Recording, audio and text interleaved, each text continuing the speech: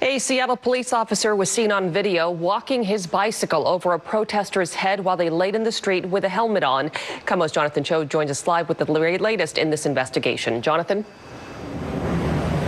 Yeah, Mary, it happened right over here in this area on Pine Street as officers try to push the protesters towards Broadway Avenue. Now, this 35-second video shot by Joey Weiser late Wednesday evening has now gone viral. It shows a Seattle police officer walking alongside his bicycle, then rolling the front and rear tires over the head of a protester lying on the ground. Then we see officers swarm the man. SPD says that man is Camilo Masagli. He was arrested for obstruction and failure to disperse. It's unclear if he was seriously injured, but he was wearing a helmet. As for the officer, his name is not being released at this time, but SPD says he's now on administrative leave, and this case has been referred over to the King County Sheriff's Office for a potential criminal investigation. It's disheartening because from what you see there, I don't know if that can be justified. And what's really sad is with 3.5 months of back-to-back protests and riots, and this lapse of judgment is counterproductive to the good work that SPD's been doing. They're advancing. But Jim Futo with Crime Stoppers also says we cannot rush to judgment. He says at the end of the day, there's a possibility this was not intentional and simply an accident.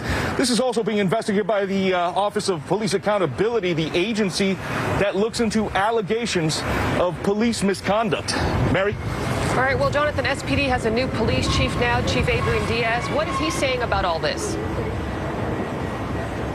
Well, we reached out to Chief Diaz. He never got back to us for a comment. But aside from this bike incident last night, there were several people arrested and several officers injured. We have that part of the story coming up at 6. Mary, back to you. Thank you. Seattle police say multiple officers were injured during last night's violence, including one officer who was hit in the head with a baseball bat. SPD released photos showing the officer's cracked helmet.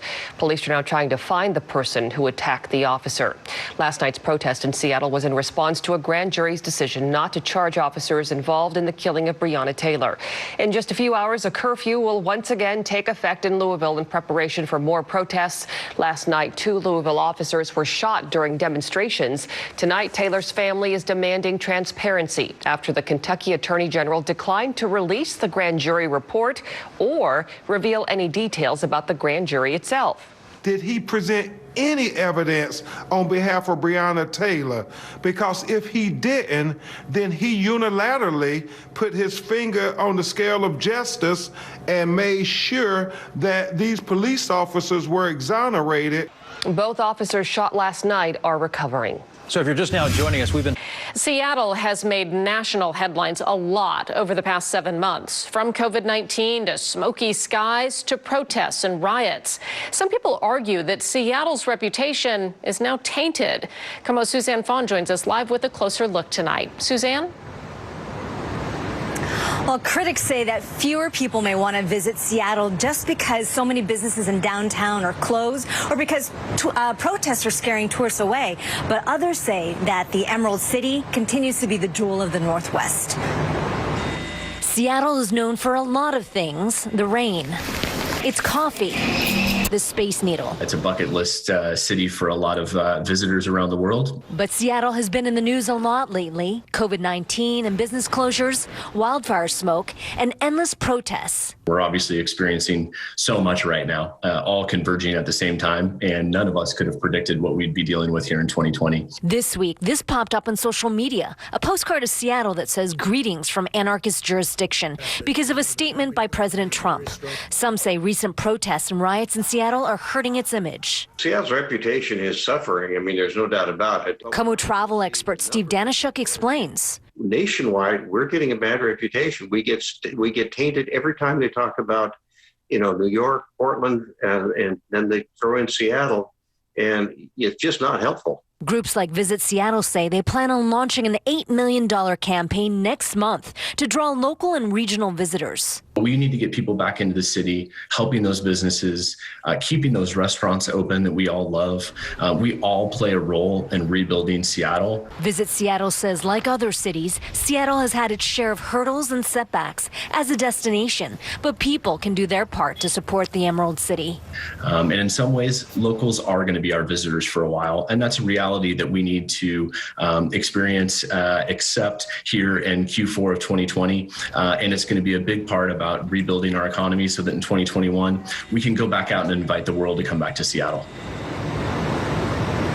And Visit Seattle says that $8 million marketing campaign is paid for with CARES money. The tourism group says it's only targeting locals as well as regional visitors because Governor Inslee is not promoting or allowing for non-essential travel yet. We're live in Seattle. Suzanne Fawn, KOMO News. Police across the country are bracing for another night of widespread protests of racial inequality, especially in light of the grand jury decision over the death of Breonna Taylor. But what happens when people exercising their free speech take a toll on others? And how could it affect the upcoming presidential election? Chief Political Correspondent Scott Thuman takes a look. There is a loud but peaceful call for change, and then there's one for something more extreme.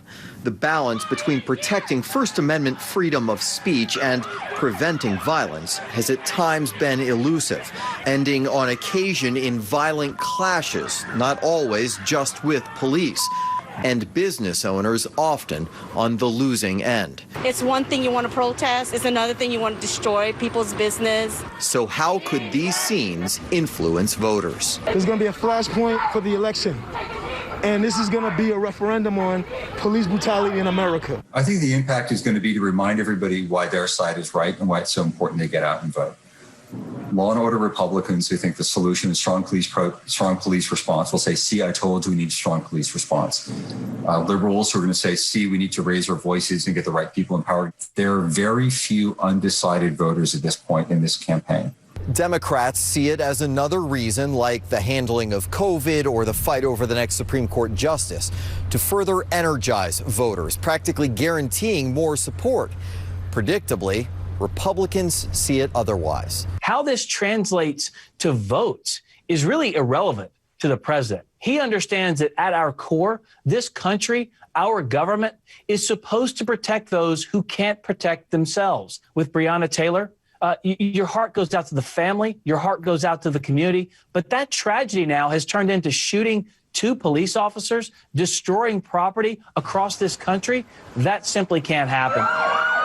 In Washington, I'm Scott Thuman. Right now, there's an attempt to recall Seattle Socialist Council member as well as the city's mayor. But the way the law works in Washington state, taxpayers are on the hook for the legal fees to defend them. KOMO's Matt Markovich explains why. Is fully addressing. Councilmember Shama Sawant is being accused in a recall effort of opening up a locked city hall after hours and holding a rally inside to levy a tax on Amazon and leading a protest rally to Mayor Jenny Durkan's home.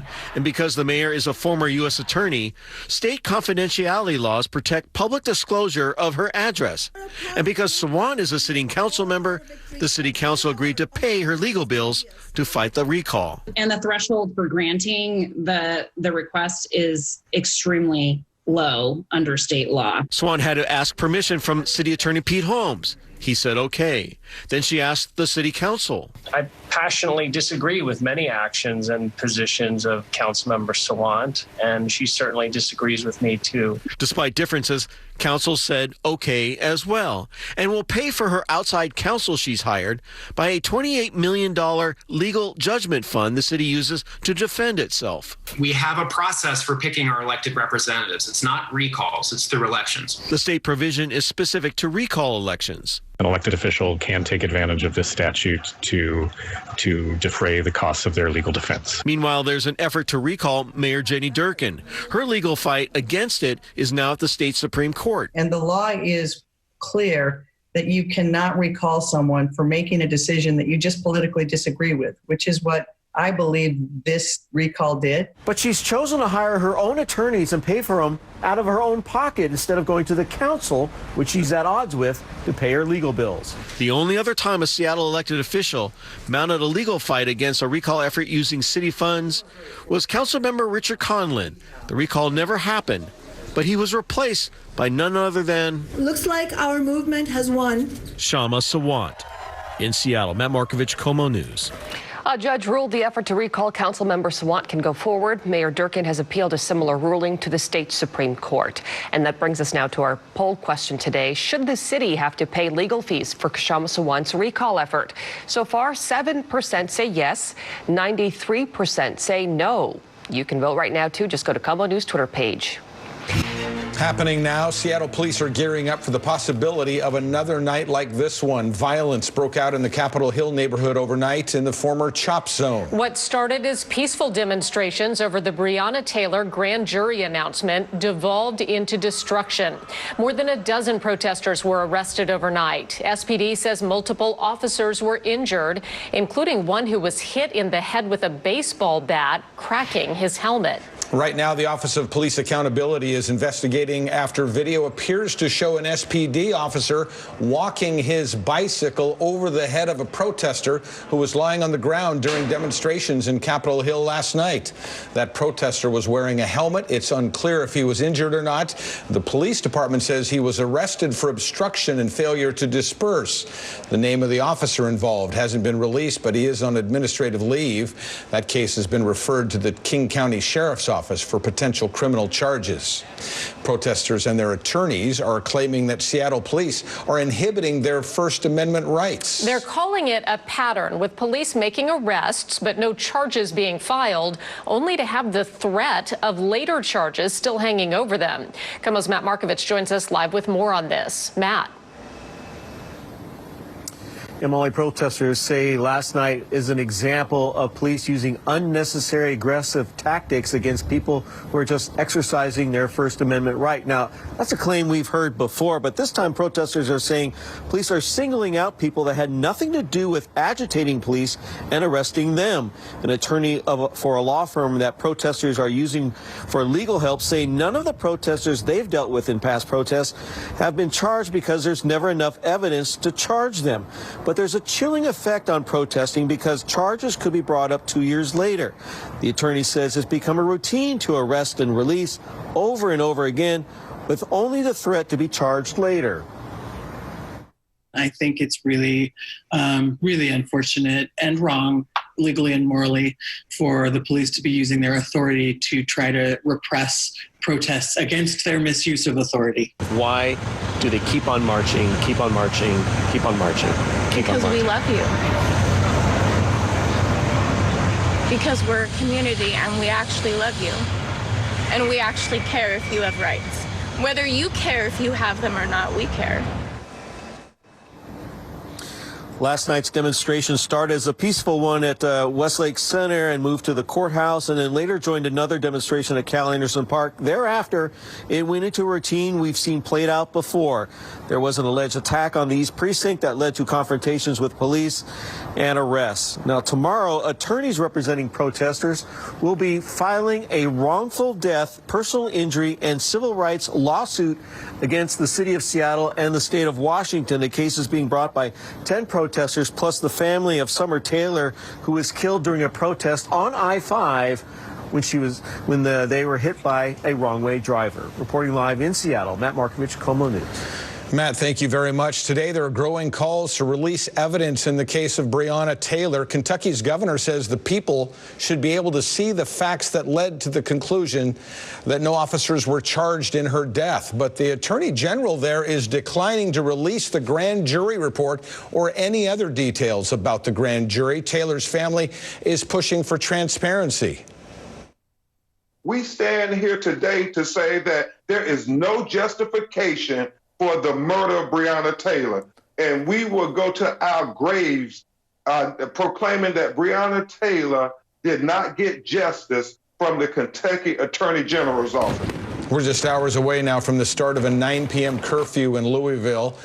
Demonstrations there turned violent last night after 2 police officers were shot and over 100 people were arrested.